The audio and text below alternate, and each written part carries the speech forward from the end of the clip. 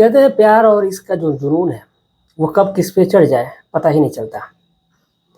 एक महिला होती है जिसकी उम्र यही कोई 65 साल के करीब रहती है और वो महिला एक 20 साल के लड़के के प्यार में पागल हो जाती है। लेकिन उसके बाद जो होता है वो जो पूरे गांव को और पूरे उस प्रदेश के जिले को झकझोर करके रख देता है कि आखिर एक बूढ़ी औरत जिसके दोनों पैर कब्र में है, वो मरने की कगार पर है और वो ऐसा कैसे कर सकती है। और सबसे बड़ी दुविधा की तो बात ये हो जाती है कि जो उस लड़के ने किया 20 साल के, वो सभी को चौंका दिया। जितने भी लोग जब इस कहानी को जब सुने, जब पेपर के माध्यम से, सोशल मीडिया के माध्यम से जाने कि ऐसा ऐसा होता है और ऐसा ऐसा हुआ है, तो वाकई सभी लोग हैरान हो जाते हैं, परेशान हो जाते हैं। तो चलिए जानते हैं कि आखिर ऐसा हुआ क्या था।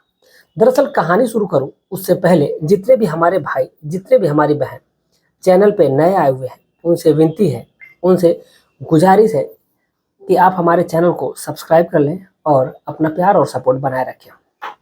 आप लोग अपनी राय कमेंट में ज़रूर दीजिएगा, क्योंकि मैं आप लोगों की राय को वीडियो के लास्ट में शेयर किया करता हूँ। तो प्लीज़ आप लोगों से हम्बल रिक्वेस्ट है कि आप लोग अपनी राय जरूर दें और आप किस प्रदेश से हैं, किस ज़िले से हैं, ये जरूर लिखें ताकि शेयर करने में आसानी रहेगी और हमारे सभी दर्शक जानेंगे कि हमारा जो भाई है, जो बहन है, वो कहाँ से कमेंट कर रहा है। कहानी की शुरुआत करते हैं। नमस्कार, प्रणाम, मैं अविनाश वारदात तक एक नए एपिसोड में आज ये सच्ची घटना के साथ आप लोगों के बीच में आया हूँ। ये सच्ची घटना महाराष्ट्र की है। दरअसल महाराष्ट्र में एक छोटा सा गांव लगता है आलमबाग, और इसी आलमबाग गांव में एक परिवार रह रहा होता है, जिस परिवार में दो ही लोग होते हैं, माँ और बेटा। माँ जिसका नाम बबीता होता है और बेटा जिसका नाम सूरज होता है। बबीता और सूरज दोनों माँ बेटे रह रहे होते हैं और इनके पास जो सूरज होता है वो कमा करके जो भी लाया करता था, उससे अपने घर का ये लोग खर्च चलाया करते थे। दरअसल सूरज के जो पिताजी थे वो बहुत समय पहले ही दुनिया को छोड़ कर चले गए थे। अब जो सारी जिम्मेदारियां थी तो पहले तो माँ पर थी, यानी कि बबीता पर थी। तो बबीता जिसकी उम्र यही कोई इस टाइम पे 65 साल थी और उसी के ऊपर जब सारी जिम्मेदारियां थी तो उसने संभाला था खुद को, और खुद को संभालते हुए अपने बेटे को संभालते हुए और सब कुछ अच्छे ढंग से लेकर के आई थी और सब कुछ ऐसा किया था ताकि किसी को किसी भी प्रकार की दिक्कत ना हो, किसी को किसी भी प्रकार की बदनामी ना हो। अब इसीलिए अब इधर जो वक्त गुजरता है और वक्त के साथ साथ बबीता सोचती है कि अब तो वो बूढ़ी हो चली है और अपने बेटे की शादी कर देनी चाहिए। अब इसीलिए उन्होंने सोचा कि क्यों ना वो सूरज की शादी कर दें, और वो अपने परिवार में के जो अगल बगल बगल के लोग होते हैं उनसे बातचीत करती है और बातचीत करने के दौरान कहती है कि अगर कोई लड़की हो तो बताना, क्योंकि मुझे सूरज की शादी करनी है। अब जैसे इस प्रकार की वो लोग बातें सुनते हैं तो वो लोग कहते हैं कि ठीक है, जैसा भी होगा हम लोग बताएंगे। और वो लोग एक लड़की के एक रिश्ता उनको पता चलता है और उसी रिश्ते को वो लोग बताते भी हैं। जो लड़की होती है, जिस लड़की का नाम पूनम होता है, पूनम के घर पे रिश्ता पहुंचता है और रिश्ते में लड़के की फ़ोटो जाती है और उस लड़की की फ़ोटो आती है। दोनों तरफ से लड़की पसंद आ जाती है, लड़का पसंद आ जाता है। एक शादी की डेट मुकर्रर कर दी जाती है और शादी की डेट जब मुकर्रर की जाती है तो जो डेट थी उसी डेट पे सूरज और पूनम की शादी हो जाती है। शादी के बाद लड़की घर पे आती है और जो भी रिश्तेदार होते हैं, जो नित्य प्रक्रिया होती है वो सभी होती है। जितने भी रीति रिवाज हैं उन रीति रिवाज को निभाया जाता है, मुँह दिखाई की रस्म या फिर जो भी होता है वो सारी कर्म करने के बाद से रात होती है और रात को सूरज और पूनम एक दूसरे के साथ होते हैं, एक दूसरे के साथ सुहागरात मनाते हैं। और सुहागरात मनाने के दौरान ही जो सूरज है वो अपनी बातें, सारी बातें अपनी पत्नी यानी कि पूनम से बताता है कि देखो मेरी माँ का इस दुनिया में कोई नहीं है, मैं ही था। अब उनकी चाहे तुम बहू समझ के रहो या फिर बेटी समझ के रहो, चाहे जो भी रहना होगा अब तुम ही रहोगी, सब कुछ तुम ही हो। ये कहने के बाद वो कहती है कि ठीक है, जैसे वहाँ पर मेरी माँ थी, मुझे एक नई माँ मिल गई यहाँ पर, और ये मैं इनको अपनी माँ की तरह ही मानूंगी। ये ऐसा सूरज की पत्नी कहती है, ऐसा सभी औरतें कहती हैं, सभी लड़कियां कहती हैं, लेकिन वो फ़र्क कर ही देती हैं। अपनी माँ में और अपने पति की माँ में हमेशा फ़र्क हो जाता है।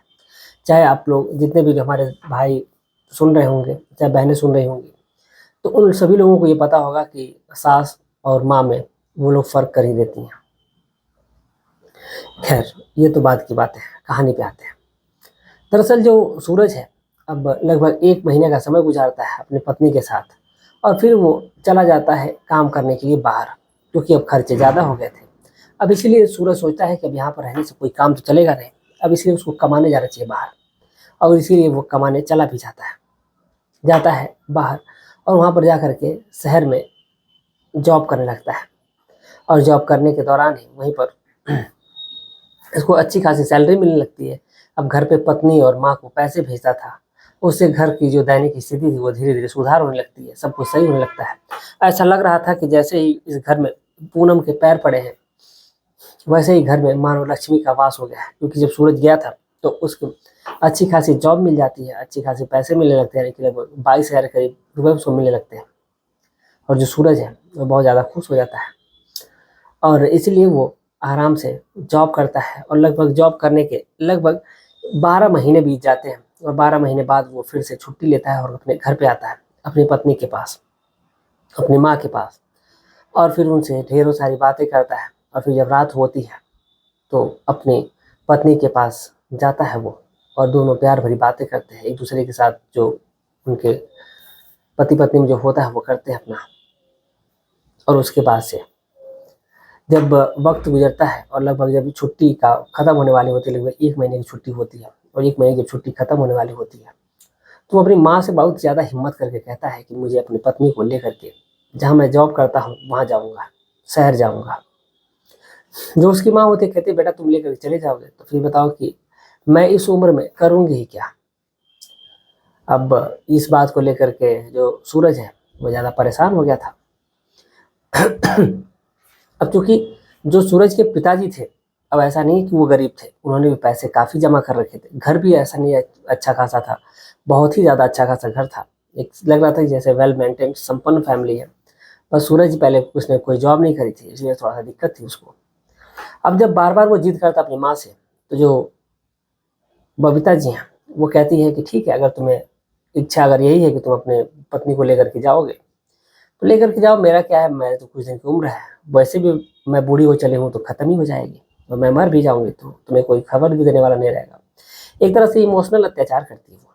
लेकिन अब सूरज जो है वो अपनी जिद पे अड़ा था कि वो अपनी पत्नी को लेकर के जाएगा, क्योंकि पूनम ने उसको रात में बताया था कि वो उसके साथ ही जाएगी, वो अकेले नहीं रहेगी घर पे। अब इसलिए से सूरज मजबूर होता है तो उसकी माँ जो कहती है कि ठीक ही है, लेके जाने के लिए बोल रहा है तो लेके चला जाए और वो लेकर के चला भी जाता है अपनी पत्नी को, शहर लेके चला जाता है जहाँ जॉब कर रहा होता है। जस्ट उसी के बगल में एक किराए पे कमरा लेता है और दोनों पति पत्नी एक ही साथ रहने लगते हैं। अब वक्त कटने लगता है, अब उधर वो तो अपना कमा खा रहे हैं, इधर जो बबीता है अब ये 65 साल की उम्र है इनकी इस टाइम पे और इनका जो जीवन है अब ऐसे ही कट रहा था। लेकिन अब ये कुछ दिन बाद, 2 दिन 4 दिन 10 दिन, अब जब ऐसे समय बीतता है तो वो खुद को अकेला फील करने लगती है। उनको लगता है कि उनके भी जीवन में कोई ऐसा होना चाहिए जो उसके हमदर्द को बनकर उसके साथ खड़ा रहे। अब इसीलिए उसने 65 साल की उम्र होते हुए, लेकिन वो बहुत ही ज़्यादा अच्छी दिखती थी, जवान दिखती थी। अब वो अपने दरवाजे के पास ही बैठी रहती थी, कभी बाहर बैठी रहती थी। अब उसी रास्ते से प्रतिदिन एक लड़का जाया करता था जिसकी उम्र यही कोई लगभग 20 साल के करीब थी। 20 साल का वो लड़का जब वो उस रास्ते से आया जाया करता था तो ये प्रतिदिन बबीता उसको देखा करती थी और देख करके उसको मुस्कुरा दिया करती थी। उस लड़का भी जो था वो भी मुस्कुरा दिया करता था। अब ऐसे ये लगभग रोजाना का हो गया था। अब बबीता बैठ जाया करती थी दरवाजे के पास और उधर से जो लड़का है वो जाया करता था। उस लड़के का नाम ब्रिजेश होता है। अब ऐसे ही वक्त गुजरता है, लगभग 2 हफ्ते का समय गुजर जाता है। अब एक दिन बबीता दरवाजा खोल करके सोचती है कि जा करके वो बैठेगी, टाइम हो गया उस लड़के के जाने का, यानी ब्रिजेश के जाने का। जैसे ही दरवाजा खोलती है ब्रिजेश उसके दरवाजे पे आ जाता है, खड़ा रहता है। अब देख करके ये थोड़ी सी शॉक्ड हो जाती है और वो कहती है कि अरे तुम, तो वो कहता है हाँ, आज आप दिखे नहीं बाहर तो सोचा कि मैं ही अंदर चल जाऊँ और देख लूँ आपको, इसीलिए आ गया। जो बबीता होती है वो कहती है कि अच्छा ठीक है, एक काम करो कि तुम अंदर चले आओ, बाहर लोग देखेंगे तो सोचेंगे कि कौन लड़का खड़ा है। बबीता उसको अंदर लेकर के चली आती है और दरवाज़ा बंद कर लेती है अंदर से। और फिर चली जाती है कमरे में, चाय बनाती है और चाय बनाने के बाद ये दोनों आते हैं और बैठते हैं और फिर चाय पानी करते हैं और फिर ये दोनों एक दूसरे से बातें कर लेते हैं और बातों ही बातों में फिर ये एक दूसरे से नंबर एक्सचेंज कर लेते हैं। नंबर एक्सचेंज हो जाता है। फिर सूरज जो है वहाँ से चला जाता है अपने घर, और अपने घर जाता है और फिर लगभग 1 घंटे बाद ही वो कॉल करता है। और कॉल करने के बाद से वो बबीता के नंबर पर कॉल करता है और दोनों बातचीत करने लगते हैं। बातचीत करने के दौरान सारी बातें शेयर होती है कि कब कैसे क्या हुआ था, कब उसके पति मरे थे, तो कभी इस लड़के के ब्रिजेश के घर में क्या हुआ था। ये सारी चीज़ें जो थी तमाम, वो सब सारी चीज़ें चल रही थी। अब ऐसे ही वक्त कटने लगा था, लेकिन लगभग 3 दिन का समय ही गुजरा होता है तब तक जो ब्रिजेश है अपने दिल की बात बोल देता है। दरअसल उसी दिल की बात को सुनने के लिए जो बबीता नाम की औरत होती है, जिसकी उम्र 65 साल है, वो बेचैन होती है, बेताब होती है। दरअसल जो ब्रिजेश होता है वो कहता है कि मैं आपको बहुत ही ज़्यादा पसंद करता हूँ, मैं आपसे बहुत ही ज़्यादा प्यार करता हूँ। अब जैसे इस प्रकार की वो बातें कहता है तो बबीता उसी इंतजार में थी, तो कहती है कि मैं भी तुम्हें बहुत ज़्यादा पसंद करती हूँ। तो जो ब्रिजेश होता है वो कहता है कि मेरा तुमसे मिलने का मन कर रहा है। अब ये बातें सारी रात को हो रही थी। तो जो बबीता होती है वो कहती है कि ठीक है, एक काम करना कि तुम सुबह में 9 बजे मेरे घर पे ही आ जाना। इतना कह करके दोनों अपनी बातें को फिर कंटिन्यू करते, फिर फ़ोन रख देते हैं। अब अगली सुबह होती है, जो ब्रिजेश होता है वो उसके घर पे पहुंच जाता है 9 बजे। और जैसे ही 9 बजे वो पहुंचता है तो जैसे मानो जो बबीता होती है बिल्कुल पूरी तरीके से तैयार बैठी होती है कि कब ब्रिजेश आएगा और कब वो उस पर टूट पड़ेगी। अब चूंकि फ़ोन पे इनकी सारी डील हो ही चुकी थी, सारी बातें हो ही चुकी थी, अब बस ब्रिजेश के आने की देरी थी। और ब्रिजेश जैसे ही पहुंचता है, जो बबीता होती है ब्रिजेश पे टूट पड़ती है और ब्रिजेश भी उस पर टूट पड़ता है, और दोनों एक दूसरे के आगोश में खो जाते हैं। दोनों एक दूसरे के साथ शारीरिक संबंध बनाने लगते हैं। अब ये सिलसिला, ये दौर अब वहीं से शुरू हो जाता है लगभग। अब ये चलता ही रहता है, लेकिन धीरे धीरे 6 महीने, 7 महीने, 8 महीने का जब वक्त गुजर जाता है, अब कोई लड़का प्रतिदिन किसी औरत के घर पे आएगा। और जो कि वो बबीता थी, जिसका मैं बार बार कह रहा हूँ कि उसकी उम्र 65 साल थी, उसकी उम्र 65 साल थी, बार बार ये मैं बात कर रहा हूँ। तो उसकी उम्र 65 साल तो थी, लेकिन वो लग नहीं रहे थे, ऐसे लग रही थी वो कोई 40-45 साल की महिला है, जो कि दिखने में बेहद खूबसूरत थी, जवान थी। उसके चेहरे पर नहीं भी कोई झुर्रियाँ आई थी, नहीं कुछ आया था, बिल्कुल हष्ट पुष्ट तंदुरुस्त थी, ऐसा लग ही नहीं रहा था। अब इधर जो ब्रिजेश है और बबीता है, इन दोनों की अपना जो कार्यक्रम है वो चल रहा था। लेकिन जैसे ही 7-8 महीने का, जब 8 महीने जब समय गुजर जाता है, तो जो आस पड़ोस के लोग हैं उनके अंदर गुनगुनाहट होने लगती है क्या कि इस घर औरत के घर पे लड़का आता है कोई। और लगभग लड़का आता है, लगभग कई घंटे तक रहता है, और ये बात बबीता कहीं ना कहीं सुन लेती है। अब जैसे ही बबीता इस बात को सुनती है तो फिर उस ब्रिजेश को तत्काल फ़ोन करती है, बुलाती है, कहती है कि मेरे और तुम्हारे बारे में लोग, आस पड़ोस के लोग हैं, तमाम तरह की बातें कर रहे हैं, तुम बताओ क्या करोगे। अब ब्रिजेश होता है, कहता है कि मुझे क्या पता, वो हंसता है, वो कहता है कि मैं क्या करूँ, जो आप बोलो मैं करूँगा। तो कहती है कि क्या तुम मुझसे शादी करोगे। अब जैसे इस प्रकार की वो बातें करती है, ब्रिजेश तो डर सा जाता है, ब्रिजेश सहम सा जाता है, कहता है कि ये आप कैसी बातें कर रही हैं। तो वो कहती है कि अगर तुम मुझसे शादी नहीं करोगे तो फिर मैं तुमसे कभी मिलूंगी नहीं, आज के बाद तुम मुझे अपना मुंह मत दिखाना, तुम मुझसे मिलना ही मत। अब तमाम तरह के जो टॉर्चर होते हैं वो महिला उस ब्रिजेश को करने लगती है। अब ब्रिजेश भी बेबस हो जाता है, मजबूर हो जाता है। वो कहता है कि ठीक है, मैं पहले घर पे बात कर लूँगा, और घर पे बात करने के बाद से फिर मैं तुमको बता दूंगा। अब ये कहती है कि ठीक है, इसको 2 दिन का समय जाता है। लेकिन अब 2 दिन बाद जो ब्रिजेश है अपने घर पे जाकर के बताता भी है कि एक 65 साल की महिला है, उसको पसंद आ गई है, उसी से शादी करेगा वो। लेकिन जो घर वाले होते हैं उसको डांटते हैं, फटकारते हैं, मारते हैं, पीटते हैं। अब इसी के बाद जो ब्रिजेश वो बेचैन हो जाता है और फिर वहाँ से उठ करके चला जाता है। और जाने के बाद से फिर वो उस महिला घर पे जाता है और कहता है कि चलो हम लोग कोर्ट मैरिज करेंगे, और दोनों कोर्ट जाते हैं। और वकील जो होता है वो कागज सारे तैयार करता है, और लगभग 1 हफ्ते के अंदर ही जो शादी का प्रोसेस होता है वो शुरू हो जाता है, और उन लोगों की शादी हो जाती है। शादी होने के बाद लड़का और बबीता दोनों उस ब्रिजेश के घर में पहुंचते हैं। अब जैसे उस लड़के की जो माँ होती है वो देखती है, और उसका पिताजी होता देखता है, पूछता है ये कौन है, तो वो कहता है कि मैंने इसी महिला से शादी कर लिया, अभी ये हमारे साथ ही रहेगी, क्योंकि ये मेरे दिल में बसी है और ये मैं इससे बहुत ही ज़्यादा प्यार करता हूँ। अब एक सोचिए, 20 साल का लड़का और एक 65 साल की महिला, 3 गुने से ज़्यादा समय उम्र का तकाजा था। तो इधर जो परिवार वाले हैं डांटते फटकारते उसको घर से भगा देते हैं, और कहते हैं कि तुम्हें यहाँ पर रहने का कोई अधिकार नहीं, कोई जगह ही नहीं, तुम यहाँ पर मत रहो, उसको भगा दिया जाता है। तो बबीता उस लड़के को लेकर के अपने घर पहुँच जाती है और कहती है कि एक काम करो कि तुम चलो मेरे साथ रहो। और जो ब्रिजेश है बबीता के साथ चला जाता है, और बबीता के साथ जा करके रहने लगता है। अब धीरे धीरे ये दोनों एक साथ रहते हैं, और आज की डेट में बबीता और ये ब्रिजेश दोनों एक साथ ही हैं, और इन दोनों के बीच से एक इनकी औलाद भी है, और वो भी लड़का है, और दोनों अभी अपने जीवन में खुश हैं। फिलहाल जब इस बात की जानकारी गायत्री के बेटे यानी सूरज को लगती है, तो उसको पहले तो बहुत ज़्यादा गुस्सा आता है, लेकिन उसको भी और उसकी पत्नी दोनों समझ जाते हैं कि आखिर ये माँ जी बूढ़ी हो चली तो है, लेकिन इनकी भी कोई इच्छाएं हैं, तो कोई दिक्कत नहीं है, इन्होंने शादी कर ली, कितने दिन के मेहमान हैं।